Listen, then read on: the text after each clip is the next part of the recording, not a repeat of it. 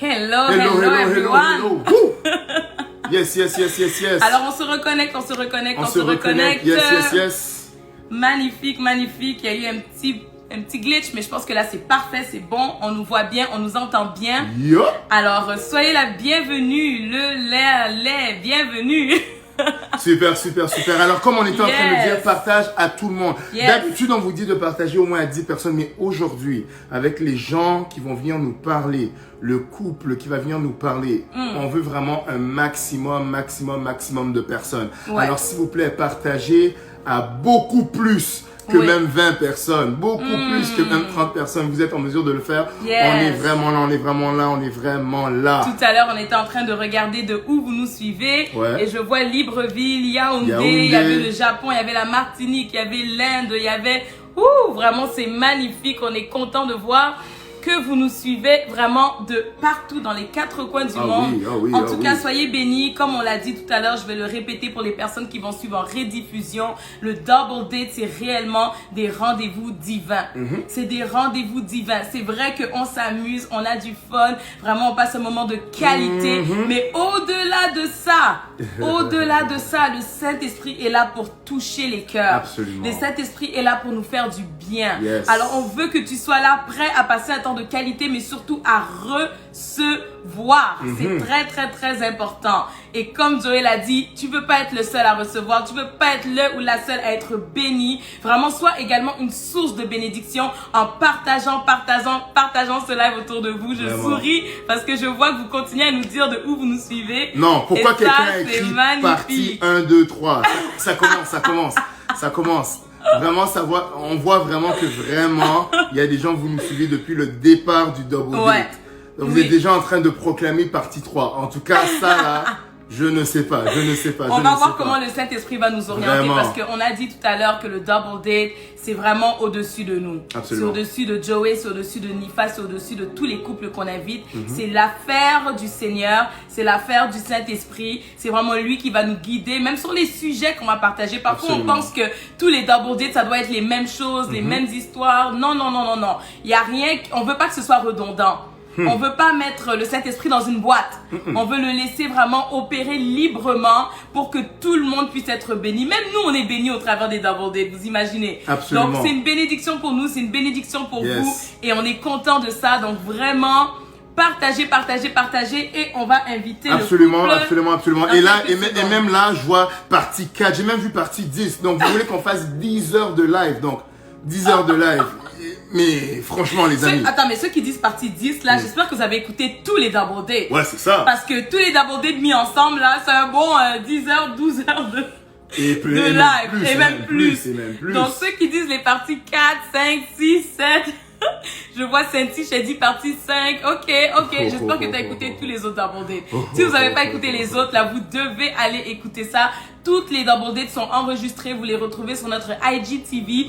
Et ensuite, tranquillement, on les met également sur notre chaîne YouTube pour les personnes qui n'ont pas Instagram. Vraiment. Donc, sur notre chaîne YouTube, Les Kumpesa, vous pouvez retrouver toutes les diffusions des Double Dates.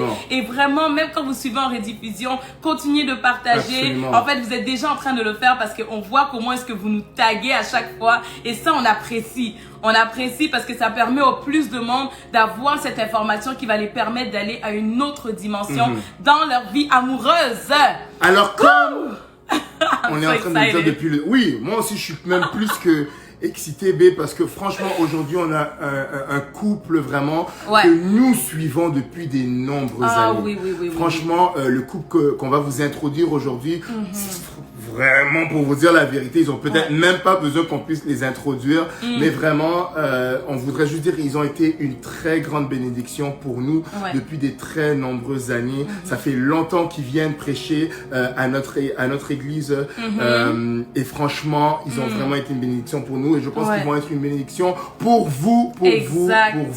On est tellement contents de les avoir. C'est réellement un grand frère pour moi. C'est vraiment une grande sœur pour Nifa. Pour moi aussi. Et pour Ils toi sont aussi, des toi. grands frères et grandes sœurs pour Just nous like deux. that. Just like that. Just like that. OK?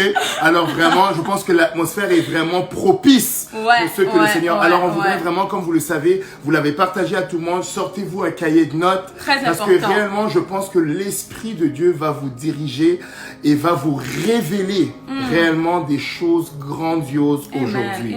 Il ne faut pas penser que, oh ben non, ben c'est juste un témoignage. Non, dans le témoignage, il y a quelque chose d'extrêmement puissant. Alors si, comme nous, vous vous êtes préparés pour ce jour, nous allons vous demander réellement de mettre vos mains ensemble, même de manière beaucoup de cœur, beaucoup de cœur, et sans plus tarder, nous allons inviter le couple du jour, mesdames et messieurs, le couple Soudril.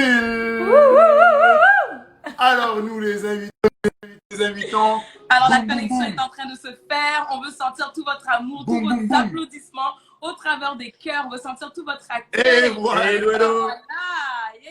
Et voilà. Hello. Yes. Vraiment les amis, j'espère que vous avez votre cahier de notes. Vraiment, au-delà du témoignage, ils ont beaucoup à donner, beaucoup de leçons, beaucoup de conseils. Vraiment, ça vaut de l'or. C'est une grâce pour nous de les avoir ici au Double Date. Et nous voulons que vous puissiez profiter de cette grâce également. Comme Joey l'a dit, c'est un couple qui nous tient énormément à cœur. Vraiment, ça fait des années que nous sommes vraiment accrochés à eux, accrochés vraiment à tout ce qu'ils nous partagent, à leur onction, vraiment. C'est un couple extraordinaire. Alors, s'il vous plaît, soyez disposés à recevoir aujourd'hui. Soyez vraiment disposés.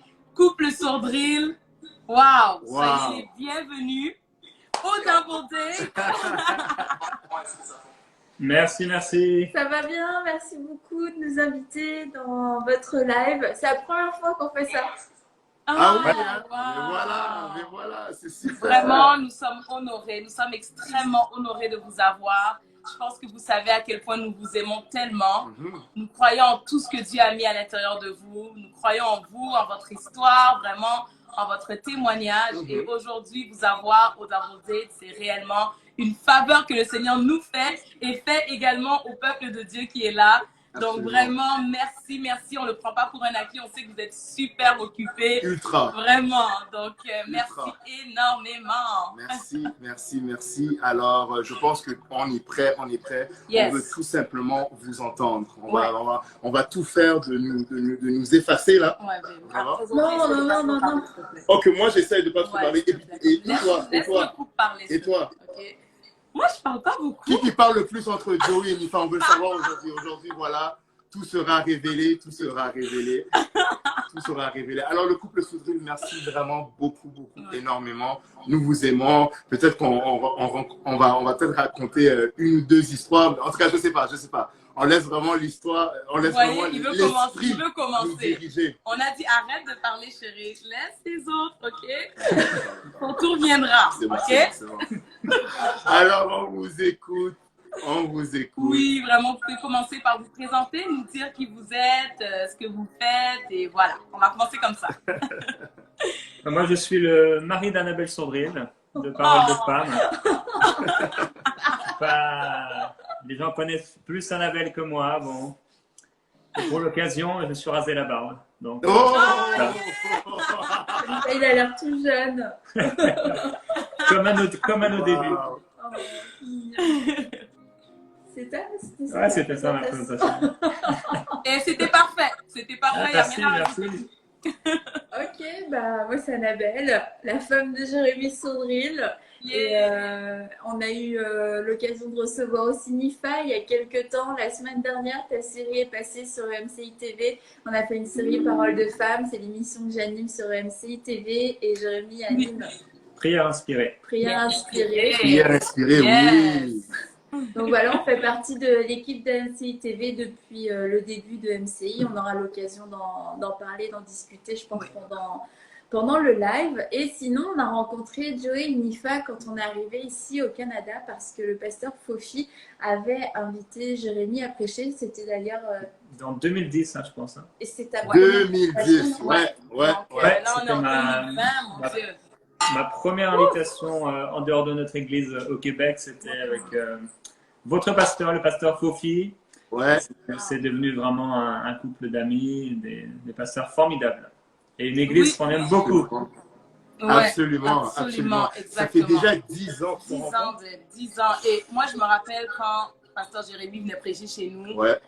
Sérieux, vous savez, il y a des prédications, c'est comme si ça te transperce d'une manière. Ouais.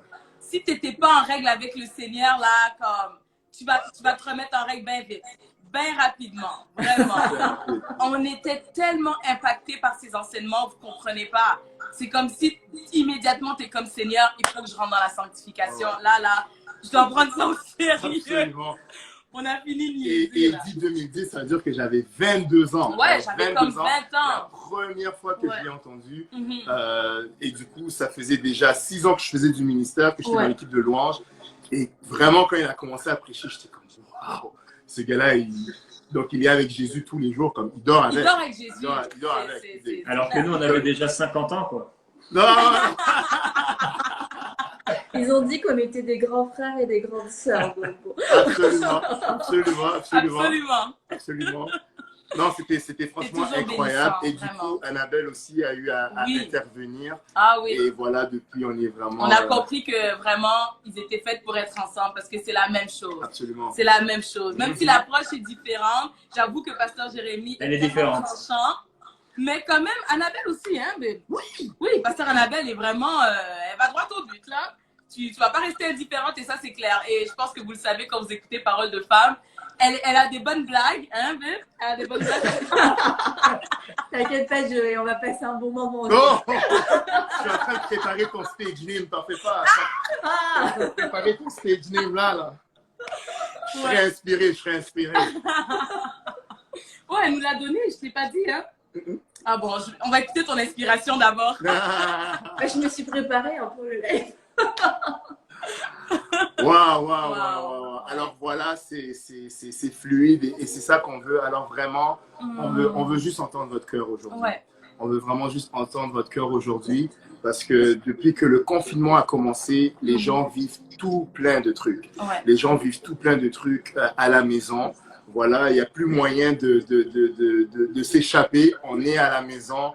Tu vois ton mari 24 heures sur 24, ton épouse 24 heures sur 24. Et je pense que le moment que le Seigneur nous permet d'avoir aujourd'hui va juste, je crois, bénir un large peuple.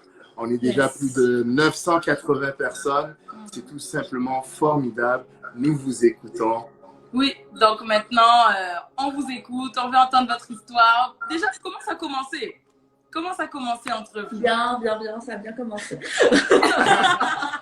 Bonne réponse. On s'est rencontrés. Attends, il y a quelqu'un chez nous. Donc, il va juste aller vérifier. Il n'y a pas de souci. Il n'y a pas de souci. Entre-temps, les amis, on partage le live.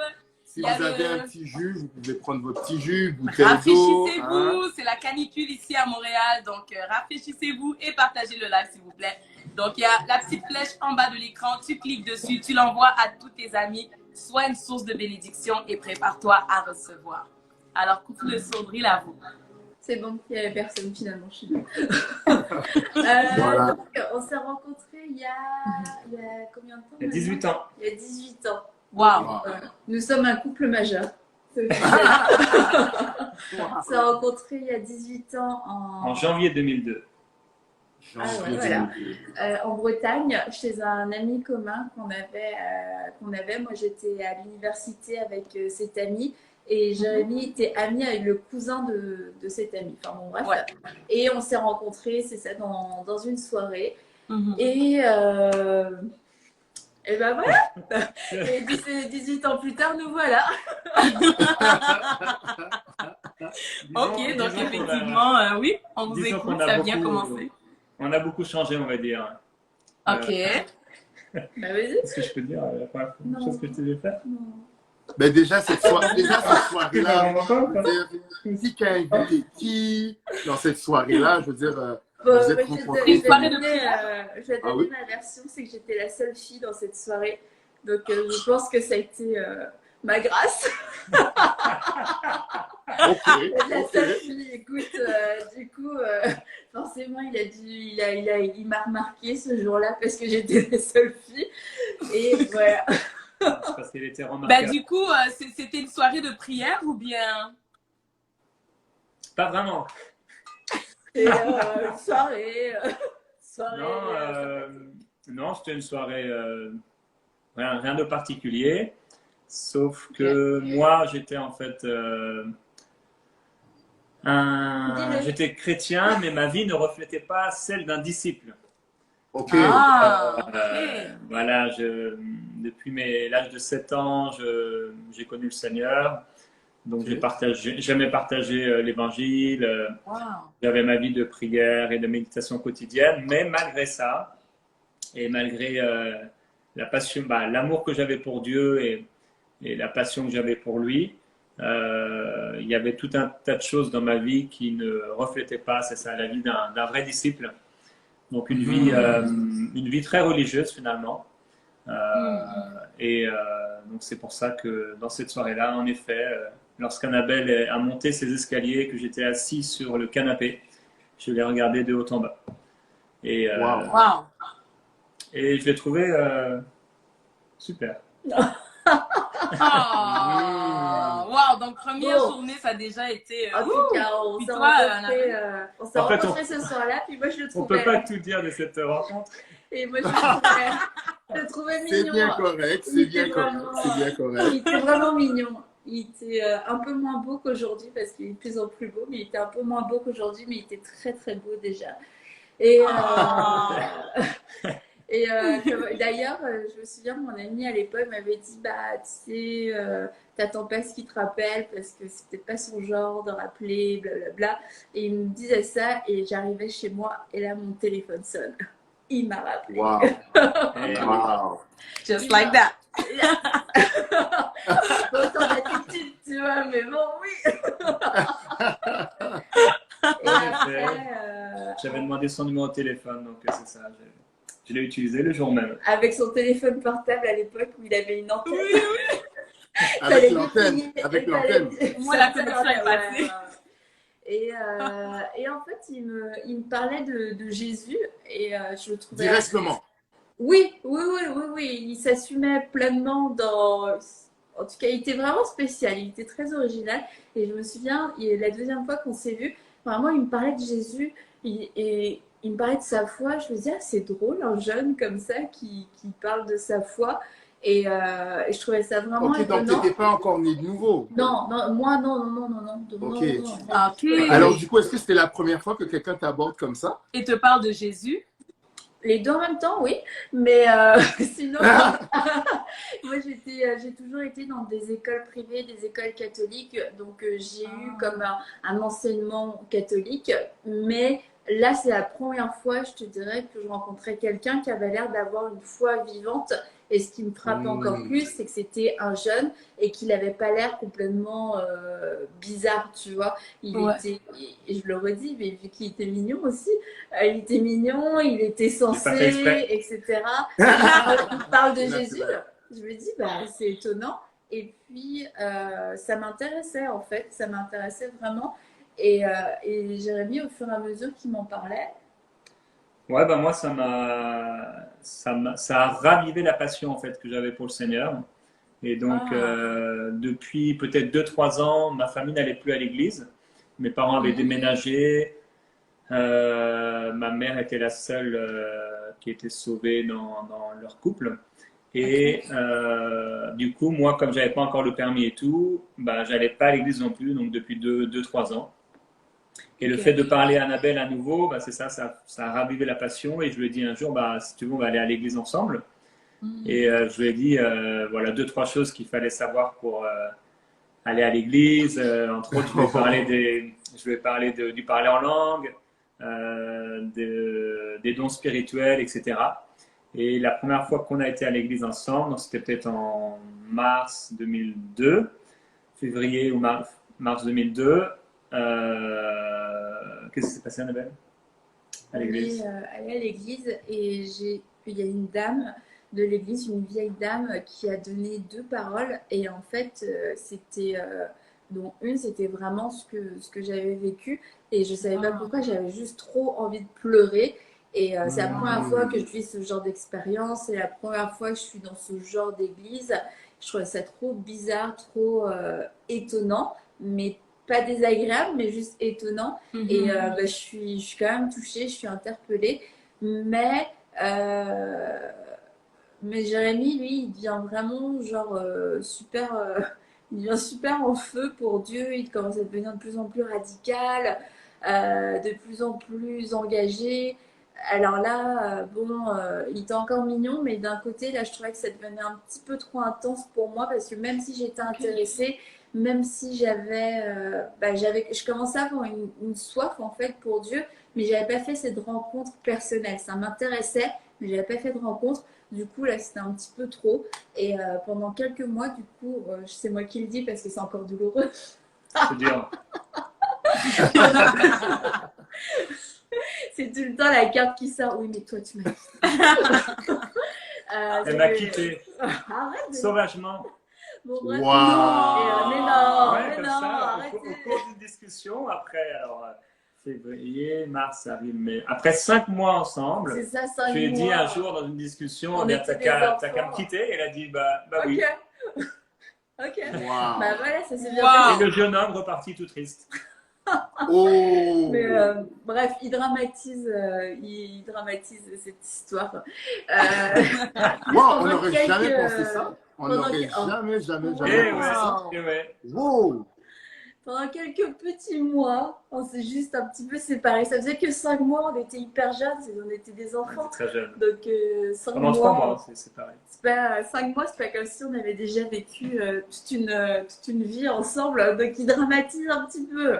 On n'était pas dans des Moi, j'ai rien dit. on n'était pas dans des projets de mariage et tout, ok. On était ensemble. Et on se connaissait à peine nos numéros par cœur. Donc bon, on pouvait Nos encore propres se séparer numéros ou... nos numéros respectifs. Ça, c'était dur. Et dans cette période, voilà. dans cette période de janvier à juin 2002, j'ai rencontré donc Annabelle en janvier. J'ai rencontré Alain Patrick Sengue, qui est devenu depuis pasteur de plusieurs églises, etc. Michael Lebeau. Oui. Et aussi dans la même époque, une sœur burundaise qui a une église à Vannes encore actuellement et qui m'a fait faire connaissance avec le pasteur Olivier Derain à l'époque. Donc, Oui, on se rappelle. Voilà. Donc en fait, en l'espace de 6 mois, j'ai rencontré 4 personnes qui allaient d'une manière extraordinaire influencer ma vie. Wow. Wow. Des personnes de destinée comme Vraiment. on aime bien dire. Ouais. Wow. Wow. Donc là, vous Dans le étiez retour à tous Dieu que super. sera ta force. Comment? C'est dans le retour à Dieu que sera ta force. Amen, amen, amen, amen, amen. Amen. Donc là, du coup, vous faites la connaissance de ces personnes-là, vous devenez comme une gang d'amis, comme on dit. Ouais, on a commencé un groupe de jeunes OK. avec Mickaël. Ouais. Et pendant Tout plusieurs l'été. mois, on s'est Pendant l'été. principalement pendant l'été. Toutes les semaines, on se voyait dans un garage, je crois. On était peut-être 5, 6 jeunes, 7 jeunes. Wow. Et pendant l'été où Annabelle, elle n'était plus là, le feu a continué, etc. Et on a commencé à vivre pas mal de choses par rapport à notre appel aussi. Moi, personnellement, ça a été un temps aussi très fort où Dieu m'a rappelé l'appel que j'avais. Donc, l'appel qu'il m'avait déjà donné à l'âge de 12 ans à peu près, des choses qui étaient dans mon cœur, mais j'y pensais pas forcément beaucoup. Et dans cette période-là, il y a eu un temps où, voilà, partout où j'allais, on prophétisait sur moi, etc., par rapport à cet appel au ministère. Et moi, partout où j'allais, personne ne prophétisait sur moi. Parce que tu avais quitté le frère. C'est ça. Tu avais quitté le frère. Là où il y avait le feu, t'es parti J'avais ailleurs. quitté la grâce. C'est ça. Après, je suis revenue.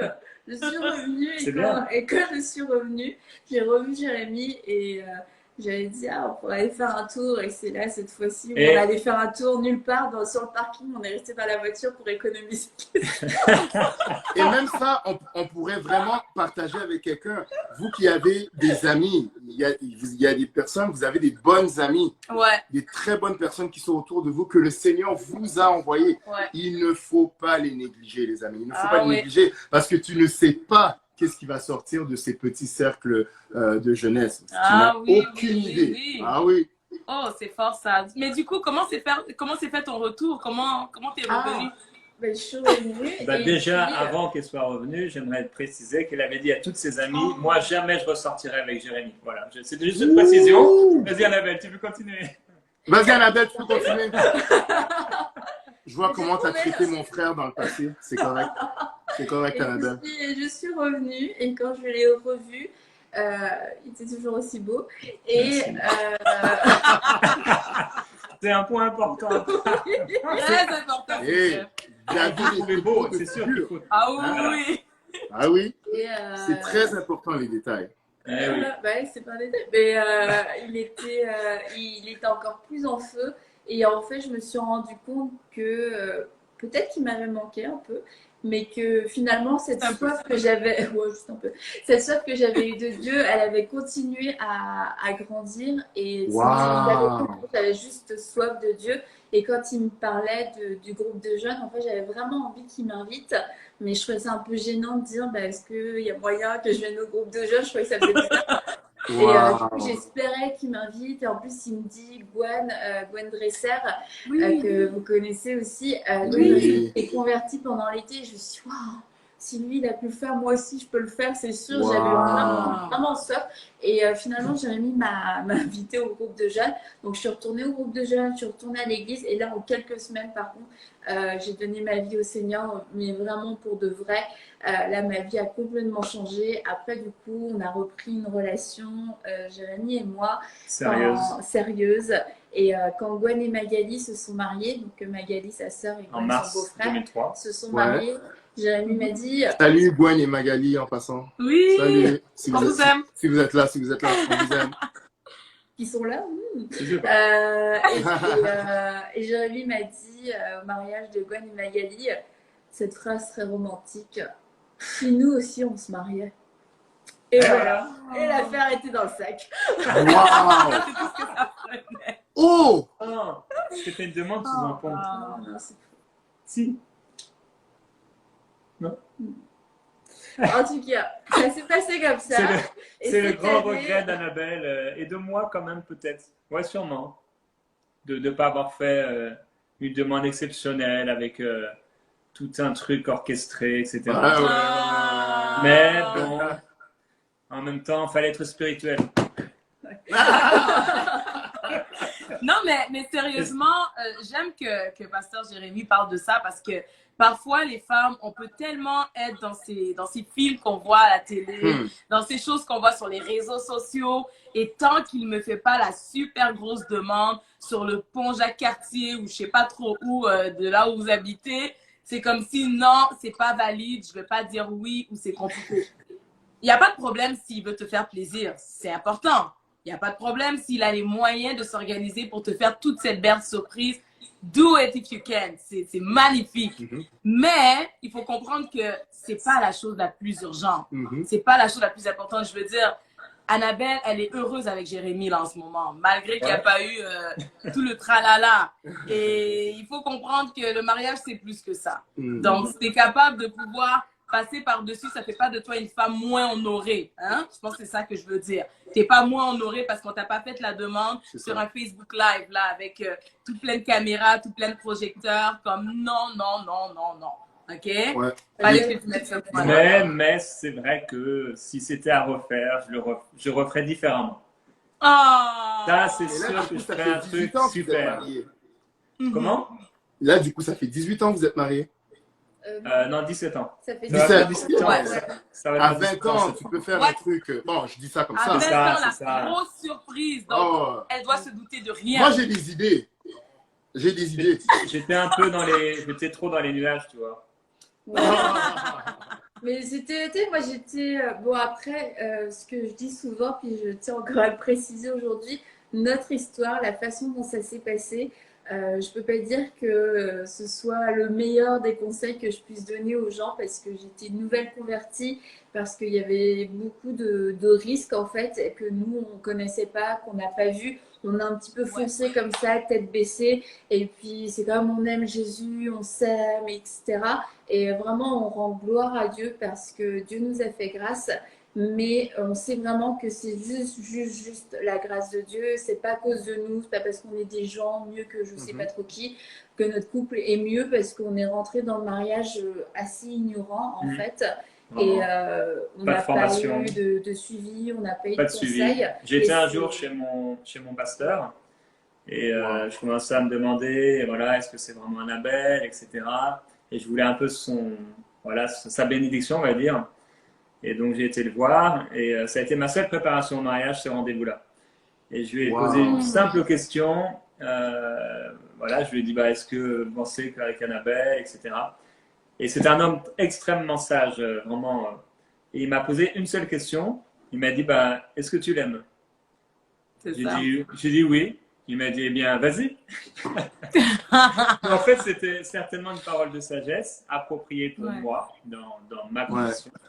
Parce qu'en fait, ça a apporté la bénédiction, l'approbation dans mon cœur et je savais que c'était bon. Donc, les choses se sont faites vraiment simplement. Incroyable, incroyable. C'est magnifique. C'est vrai que des fois, on veut du coup une très très grande préparation et elle est importante. Mais je pense que le Seigneur, dans sa grâce, il savait que c'était le moment. Même si vous, peut-être de votre côté, c'était comme, ok, mais on est jeune, on ne sait même pas tout ce qu'il y a devant, mais faisons-le quand même. Mais je pense que le Seigneur, il savait. Et des fois, on va même se stresser par rapport à ça. Moi, je me rappelle que quand on venait de se marier, il y a des choses que je vivais. Sur le coup, j'étais comme, oh mon Dieu Seigneur, pourquoi tu ne m'avais pas travaillé sur cet aspect-là avant mon mariage? Tu sais, pourquoi c'est dans le mariage que je dois me battre avec cette situation ou peut-être ce trait de caractère et ainsi de suite. Et parfois, c'est dans le mariage que tu vas grandir. Donc, s'il y a une personne ici qui se met de la pression en se disant que il faut d'abord que j'ai telle formation avant de me marier, comme parfois, il faut juste vraiment faire confiance au Saint-Esprit parce que sa grâce est disponible également. Et le Saint-Esprit, c'est le meilleur conseiller. Donc, il va t'enseigner. Oui, parfois, il va se servir de personnes pour pouvoir t'apprendre différentes choses, mais par moment, ce sera entre lui et toi. Et tu vas devoir le faire confiance. Et ça va bien aller par la grâce de Dieu. Après, voilà, j'allais dire aussi, précision. Moi, Annabelle allait dire que c'est un cas particulier. Et c'est un témoignage de la grâce de Dieu. Mais aussi, le fait que mon pasteur n'ait posé qu'une seule question, c'est parce que il nous observait, bien sûr, depuis plusieurs mois. Et il voyait à la fois mon engagement, il a vécu la nouvelle naissance d'Annabelle, le baptême du Saint-Esprit d'Annabelle. Il a pu observer le caractère d'Annabelle et de moi-même qu'il connaissait quand même depuis assez longtemps. Donc, il y avait aussi tout un environnement favorable à un mariage, quoi. Donc, c'était pas... il y avait plusieurs éléments qui, lui, déjà, dans son cœur, avait... je sais qu'il avait certainement prié pour nous et tout ça. Donc, ça s'est fait quand même dans la sagesse, malgré le manque de formation, le manque de suivi, qui aurait été bien, effectivement, comme vous le dites. C'est sûr que si on peut le faire, il faut le faire. C'est comme le baptême d'eau.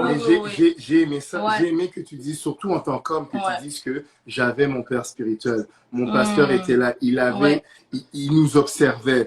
J'allais le voir. Je voulais même qu'il me donne tout un cours 101 sur le mariage.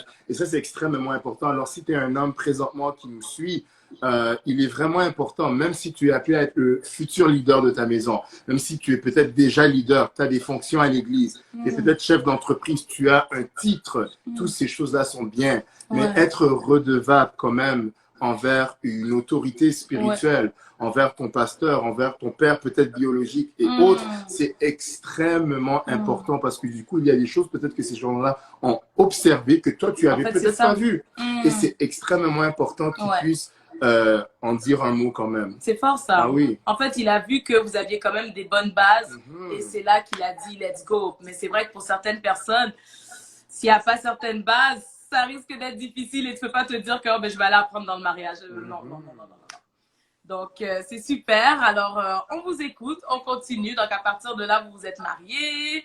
Et moi, je veux savoir comment est-ce que l'idée de NCI a surgi? Wow! Ça, c'est des grosses Est-ce que c'était questions, prévu avant le mariage ou bien c'est dans le mariage que l'idée est venue? Non, donc en fait, tout c'est ça. On s'est mariés en septembre 2003, le 20 septembre 2003. Et en 2004, Mon meilleur ami, Michael Lebeau, était étudiant et, bon, je résume, hein, mais en gros, il avait arrêté ses études parce qu'il sentait un appel très fort pour le ministère, sauf qu'il pensait que c'était certainement le ministère de la parole.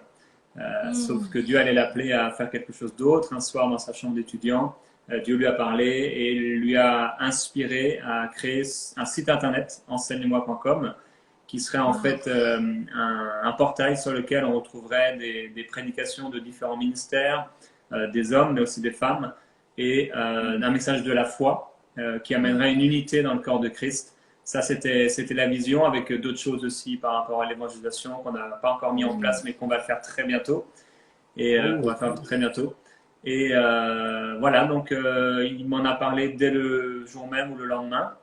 Wow. Et dans nos cœurs, on a été connectés tout de suite à la vision, sans savoir exactement comment ça allait se faire, mais on savait que c'était de Dieu. Ce que j'aime bien dire régulièrement, c'est qu'il n'y a pas eu... j'ai pas reçu soit une vision, un rêve ou une parole même pas une parole, vous savez, dans le témoignage intérieur, etc. Ouais. Une parole forte au niveau de la conscience, mais plus c'est ça, ce témoignage, ce témoin intérieur, que c'était la bonne chose, quoi. Donc là encore, vraiment très très simple. Ça s'est fait avec simplicité. Et par rapport à ma rencontre avec Michael, certains le savent peut-être déjà, je l'ai déjà partagé. Mais quand, dans cette période-là, je revenais à l'église, un dimanche matin, le Saint-Esprit me dit, alors que j'arrive à l'église, j'étais en retard, c'était une toute petite église, donc tout le monde s'est retourné vers moi. Et là, le Saint-Esprit, pour une des premières fois que j'entendais aussi audiblement sa voix, va dans le groupe de maison qu'a commencé l'ancien pasteur chez lui.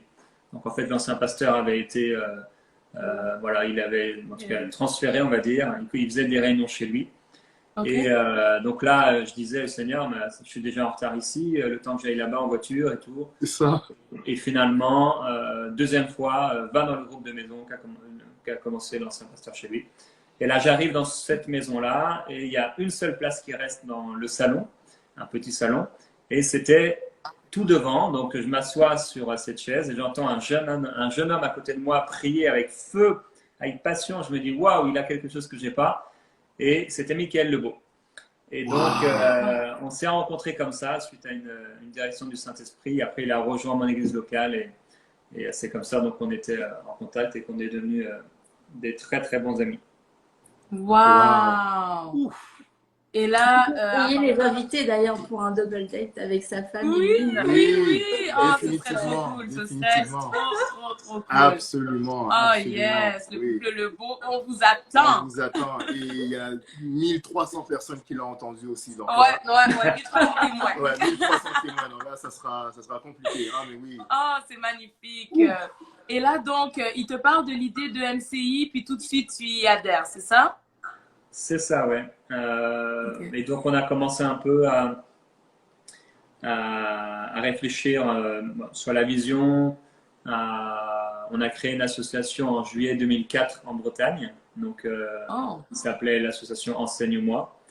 On a commencé j'ai commencé à faire un petit budget pour aller voir les ministères, partager la vision, l'achat de, je pense, 1 ou 2 ordinateurs.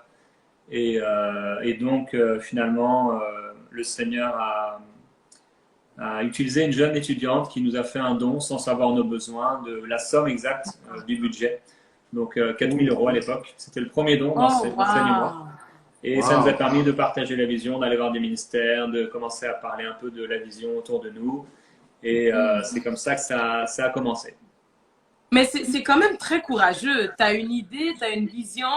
Et immédiatement, tu trouves ce courage d'aller parler à d'autres ministères pour dire oui, voilà ce qu'on a envie de faire et tout. Ça demande quand même une certaine audace. Mais aussi, j'ai une question. Est-ce que vous aviez déjà des connaissances en informatique ou... Michael, oui.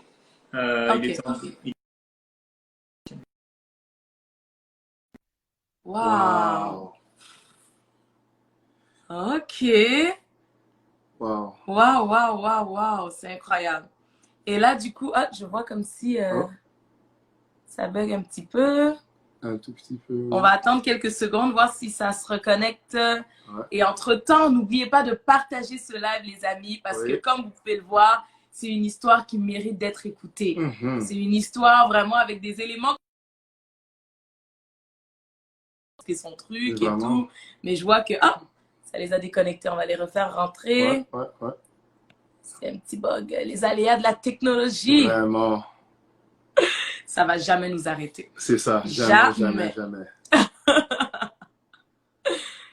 Voilà. Les revoilà. On a été éjectés du live. Vraiment, jamais. Jamais, ça va pas arriver. On vient de commencer le live. Vient de commencer.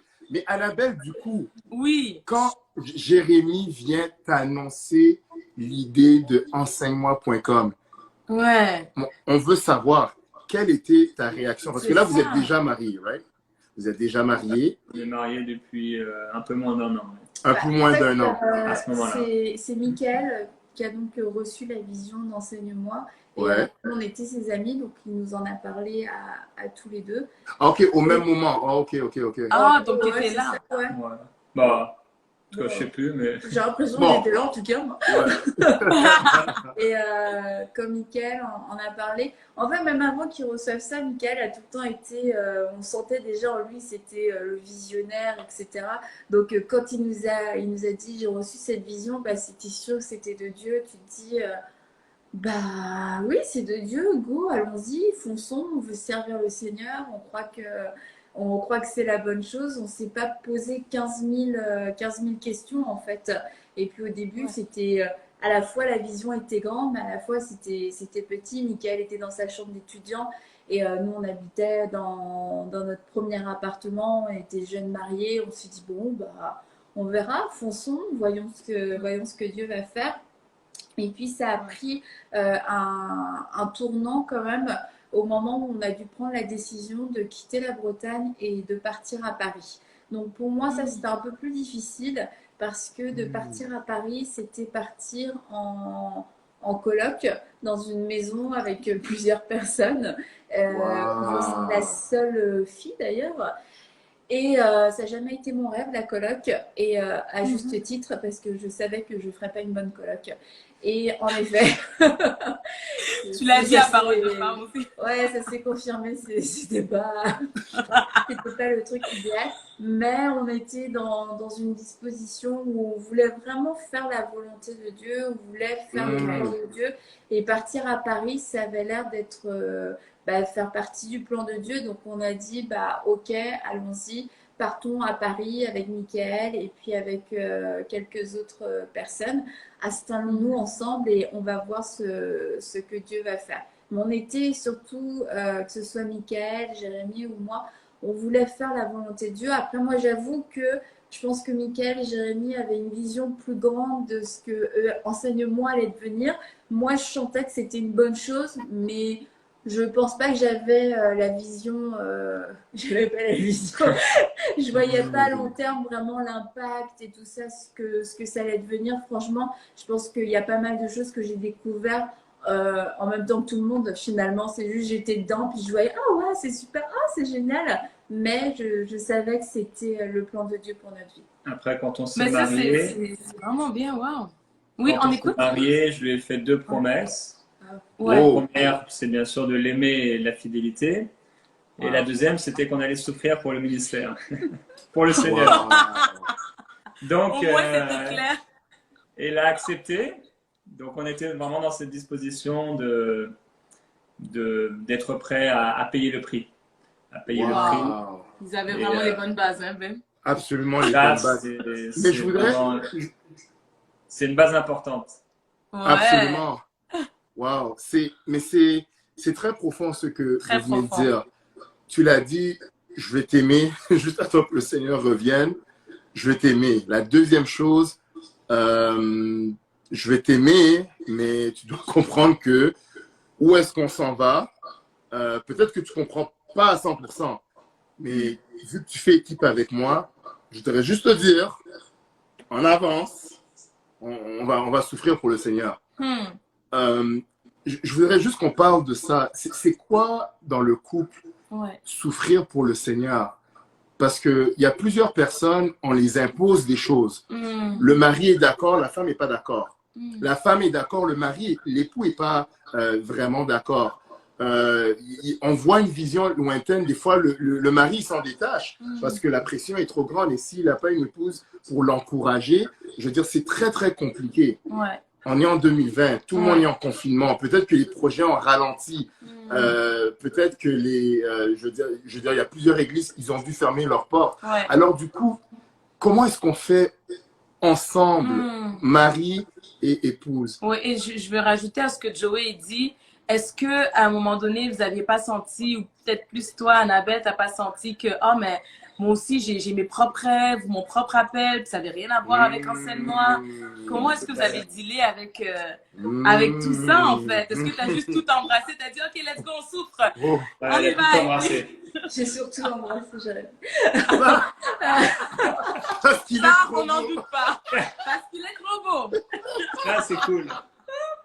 En fait, je voudrais, pour revenir à la souffrance, c'est que c'est vrai qu'on avait quelque part une bonne disposition, on est prêt à souffrir, mais je crois qu'on avait aussi quand même une mauvaise conception, un peu trop dans la religion et dans la performance.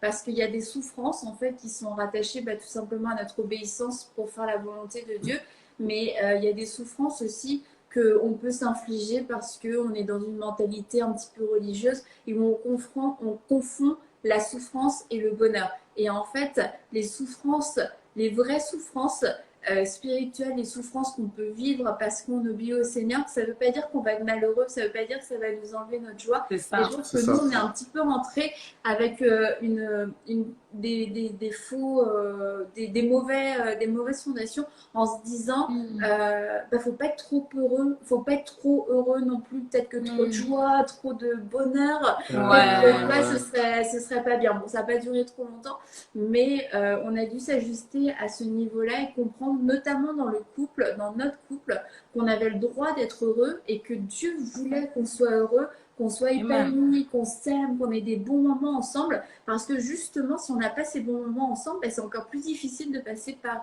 les moments difficiles, par certaines épreuves, par des moments d'adversité qui sont les vraies souffrances. Alors, il y a des vraies souffrances qui existent, mais après, il y a des souffrances qu'on n'est pas obligé de s'infliger à cause d'un esprit religieux, parce que Dieu veut qu'on soit heureux malgré et à travers les souffrances. Wow. Très fort. Come on. Oh, I like that. Oh. Oui. Donc, on peut s'infliger des souffrances. Oui, il y a des gens, eux-mêmes qui se sont infligés la souffrance à cause de la mauvaise conception. On pense que plus tu souffres, plus tu es spirituel. Plus tu es malheureux, plus tu es spirituel. Plus tu es dans le manque, plus tu es spirituel. Et ces mêmes personnes vont voir des gens qui sont bien, qui sont épanouis, et ils vont croire que ces personnes-là sont moins spirituelles, sont moins d'enfants dans la volonté de Dieu. Ils vont carrément dire qu'ils sont peut-être mondains. Bah oui, ou charnels. Parce qu'apparemment, ils sont pas en train de souffrir. Ils sont pas en train de souffrir, donc. Oh là là. Alors, on prie au nom de Jésus que toutes ces fausses conceptions puissent tomber dans vos vies au nom de Jésus. Vraiment que ces forteresses, que ces choses qui étaient en train de faire que votre couple est en train de prendre des pressions négatives pour rien. Ça tombe aujourd'hui au nom de Jésus. Yes. Ah oui. Watchman Nee enseignait qu'il dit on ne va pas tous mourir de persécution, on ne vivra peut-être pas tous la persécution de la même façon, mais on devrait tous avoir la pensée de la souffrance pour Christ, en fait, du prix à payer. Voilà. C'est vrai que on ne vit pas la persécution comme peuvent le vivre nos frères et nos sœurs en Chine ou ailleurs, en Iran ou ailleurs. Mais on devrait, et ça a été une fondation quand même importante, et surtout en tant que, on est des enfants de Dieu, donc tous serviteurs de Dieu quelque part, on devrait tous avoir cette pensée, cette mentalité de la souffrance, parce qu'en fait sinon, si on ne l'a pas, si on n'est pas bien préparé, et qu'on avance la fleur au fusil, même dans le cadre du mariage simplement, en fait la première tribulation, première difficulté, comme dit Jésus, on va retourner en arrière, quoi. Si on n'est pas bien préparé, si on ne sait pas qu'on va rencontrer des difficultés, on va être déçu, on va commencer à regarder le Seigneur en disant mais Seigneur, est-ce que tu m'avais appelé, ou Seigneur, pourquoi? ou Seigneur, voilà. On va avoir tout un tas de questions, alors que quand on est bien préparé et qu'on a la pensée de la souffrance, on sait que ça fait partie du lot, du package. Yes. Donc, on avance, on reste confiant dans le Seigneur parce qu'on connaît sa bonté, son amour pour nous, ses promesses pour nous, et on continue d'avancer. Et ça, c'est vraiment, vraiment important, que ce soit au niveau du ministère et du service de manière générale, mais également au niveau du couple. Dans le couple, il faut savoir que tout ne va pas être rose et qu'il y aura des temps difficiles. Certains couples vivent des temps plus difficiles que d'autres, des fois à cause de circonstances complètement extérieures. Si, je sais pas, le Seigneur m'appelle à vivre en Corée du Nord, ça va pas être la même chose que si je vis, je sais pas, au Mexique ou dans le sud de la France.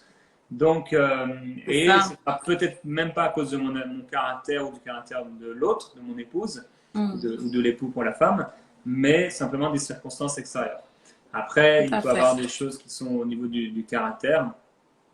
Et quelles que soient les différences ou les circonstances, etc., il y aura des difficultés dans le couple, plus ou moins grandes. Et ça, il faut le savoir et pas se dire à la première difficulté, à la première épreuve, finalement, c'était pas la bonne personne. Finalement, il y a un problème. Voilà.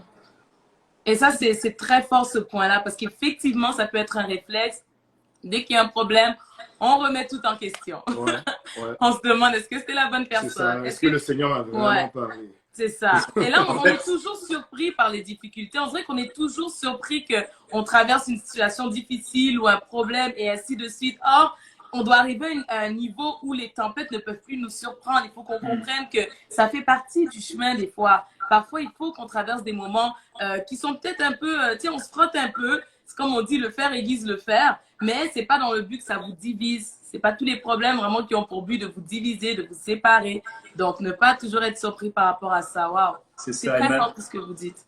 Et malheureusement, certaines personnes ont toujours comme dans leur tête quelque part, une possibilité d'un jour de divorcer. Il y a une base, je trouve, que nous on a posée. Alors, c'était 100% naturel. Mais je trouve que c'est quand même une base, ça veut dire peut-être beaucoup pour certains. Quand on s'est marié, on a appris qu'on pouvait être marié avec la séparation des biens ou pas, dans le mariage en France. Et pour nous, c'était totalement incompatible avec le fait de se marier en Christ que de se marier sous le régime de la séparation des biens. Si un jour il y a un divorce, alors les biens seront séparés, etc. Et ça, c'est une base parce qu'en fait, il y en a qui entrent dans le mariage, dans les fiançailles, avec déjà l'idée de ça va peut-être s'arrêter un jour. C'est ça. Ça doit être une décision du cœur. Quand on se marie, il n'y a pas de deuxième option. On se marie pour la vie. Voilà. Et ça, si on n'a pas cette base-là, cette fondation, et que dans notre cœur, on est à 100% certain qu'il n'y a pas de deuxième option, vaut mieux pas entrer dans le mariage et peut-être se reposer des questions dans la prière, etc., se faire conseiller peut-être et creuser. Tout à fait. Vaut mieux prendre le temps de prier si tu vois que c'est compliqué pour toi de te mettre cette conviction-là que le divorce ne sera pas une option. Waouh, c'est très fort. Non, c'est tout simplement incroyable. Et c'est vraiment comme tu viens de le dire, prophète Jérémie, il y a des personnes, effectivement, donc ils ont fait la grande fête, tout le monde est venu, le gars a porté ses 3 costumes, la femme ses 8 robes, tout le monde était là et apparemment c'était le plus beau couple, mais déjà même spirituellement, c'est comme si c'était même déjà écrit que non, vous allez peut-être avoir 1 an de mariage, 2 ans, puis après vous allez vous divorcer. Donc, du coup, dans la tête des gens quand ils se marient, effectivement, c'est déjà faussé. C'est déjà faussé, c'est vraiment comme si, ok, oui, on s'est marié, mais pour de vrai, si ça barde... C'est comme si vous vous mariez, mais vous êtes déjà séparés, bien que vous êtes mariés. Incroyable. Dans la tête, le mariage ne s'est pas vraiment fait en réalité. Et ça, c'est dangereux. C'est pas comme quand on achète un iPhone, le mariage. C'est pas... Voilà. Quand on l'achète, on n'y pense pas, mais on sait au fond de nous qu'un jour, on va le changer. C'est pas la même chose avec le mariage. Non, c'est totalement vrai. J'aime ça. Il faut juste faire des mises à jour, quoi. Ah ouais, tu sais que tu vas l'échapper. Voilà pourquoi tu achètes aussi la garantie. Ouais. Ouais, moi, je l'ai pas prise. D'ailleurs, cette semaine, je me suis aperçu qu'il était, je sais pas si vous voyez, mais complètement cassé. Ouais, derrière. Oh, j'espère que tu ne pas de l'acheter. Non, tout ça, on me l'a offert, donc... Ça fait moins mal. Super, super. Ben, on était en train de parler tout à l'heure de le fait que Annabelle devait en fait adhérer, ou plutôt comment est-ce qu'elle a adhéré à toute cette vision de Enseigne-moi. Est-ce que tu avais d'autres projets avant que tu as dû mettre de côté, ou bien tu n'avais rien d'autre à faire, donc tu as juste accepté, ou tu as y cru, ou... Dans quel état tu étais? Elle est tombée pour le beau visage. Je sais, c'est ça qu'elle allait dire. C'est le beau visage qui l'a encouragé à rentrer. Bon. Je précise que c'est la compagnie de téléphone qui me l'a offert. C'est pas un ami, parce que dans ce cas-là, je serais triste de l'avoir abîmé. Voilà ce que je voulais dire. Ouais. Allez, vas-y, Mister, je t'écoute. Du coup, oui. Le téléphone, t'offres un téléphone. Parce que j'ai su négocier. Bon, allez, bref. Non, c'est ça. J'avais pas trop d'ambition en fait, sincèrement. J'aimerais dire j'ai renoncé à ci et ça, mais franchement, bon, j'ai l'impression que j'étais pas devant plein d'options dans ma vie non plus. La grâce m'est tombée dessus. C'est ça. Elle m'a environnée de droite et de gauche. Mais quand en fait la vision d'Enseigne-moi a commencé, bah, j'ai suivi, mais j'ai pas suivi comme Jérémy a suivi vraiment. Mickaël, c'est sûr, lui, s'est mis complètement corps, âme et esprit dans Enseigne-moi depuis le début, depuis toutes ces années. Et Jérémy a aussi suivi, il s'est vraiment donné, il s'est investi. Il n'y avait plus d'autre avenir pour lui que Enseigne-moi à l'époque, qui est devenu MCI. Et puis moi, je trouvais ça super, mais je pense que je voyais ça comme étant un peu le ministère de Jérémy, tu vois, que moi j'étais l'épouse et que voilà, j'aimais Enseigne-moi, je voyais comment Enseigne-moi se développait, mais je voyais pas forcément ma place dans Enseigne-moi. Si je pouvais faire quelque chose, c'était bien, mais bon, s'il y avait rien à faire. Mais bon, c'était ma pensée aussi par rapport au ministère en général, c'était ma pensée en général par rapport à la vie. Je pense que peut-être, je ne savais pas si je pouvais faire quelque chose d'utile quelque part. Donc c'est sûr que pour Enseigne-moi, c'était pas pour moi... je dirais que c'était pas le ministère de ma vie parce que je pensais pas que j'aurais une place en fait. J'aurais un jour à apporter. Mais j'ai toujours aimé Enseigne-moi. On a tout, même chez nous, on a une pièce pour Enseigne-moi, que ce soit pour un bureau, pour la boutique, pour les livres, du matériel, enfin bref, pour un tas de choses. Et donc voilà, Enseigne-moi faisait partie de ma vie, mais je ne savais pas si je faisais vraiment partie de la vie d'Enseigne-moi. Et donc, mais c'était pas une souffrance, hein, je le vivais, j'étais tellement passive. Et c'est quand on est arrivé au Canada, en fait, que les choses ont changé. J'ai finalement travaillé pour Enseigne-moi. J'avais fait quelques trucs, mais là j'ai commencé à travailler pour Enseigne-moi. En parallèle, j'ai aussi commencé à prêcher. Donc en fait, tout ça, ça fait que d'un seul coup, je voyais ma vie prendre un tournant, que je savais, mais je savais pas du tout comment ça allait se faire, et c'est pas du tout quelque chose que je recherchais non plus. J'ai jamais couru après le ministère, au contraire, ça me faisait très très peur. Et puis en fait, au fur et à mesure des années, j'ai commencé à travailler pour Enseigne-moi bénévolement, quelques heures, à mi-temps, à temps plein. La première année à temps plein. Et donc, même pas à temps plein au début. Et puis en fait, c'est ça, au bout de quelques années, j'ai trouvé ma place à Enseigne-moi après avoir fait pas mal de choses. Et voilà, aujourd'hui, Enseignement, on peut le dire avec Cassian, c'est vraiment le EMCI, c'est le ministère de notre vie, c'est dans ce ministère qu'on sert, c'est dans ce ministère que notre propre ministère aussi s'inclut. S'inclut sans boîte, en tout cas, fait partie. Wow.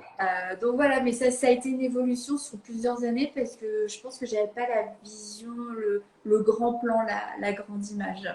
Mais aujourd'hui, je trouve C'est vraiment inspirant ce que tu dis, Annabelle. Mais il y a quand même une transition, Oui, parce qu'elle a dit beaucoup de choses. Elle a dit que déjà, en tout cas, Enseigne-moi avait une place chez elle, mais elle ne savait pas qu'elle avait une place dans Enseigne-moi. Elle a même dit que le ministère, c'est quelque chose qui lui faisait peur. Mais éventuellement, la personne qui venait de naître de nouveau et tout, là, elle a dit qu'elle commençait à prêcher. Voilà. Donc, en tout cas, Annabelle, tu as été vite, tu as dit beaucoup de choses, mais je pense que ça mérite qu'on puisse un petit peu décortiquer comment est-ce que ce bond-là a été fait. Ouais. Là, il reste 30 secondes à la vidéo, donc on va l'arrêter pour pouvoir recommencer tout de suite après. Peut-être on va se donner quelques minutes et ensuite on revient directement pour la suite parce que ce témoignage mérite d'être écouté. Il est réellement inspirant. On veut savoir comment cette transformation, en fait, comment tu as réellement trouvé ta place dans Enseigne-moi et comment au final vous avez évolué dans ce grand ministère qui bénit des milliers et des milliers de personnes. On se retrouve parce que là, ça coupe dans 5, 4, 3, 2, 1. À tout de suite.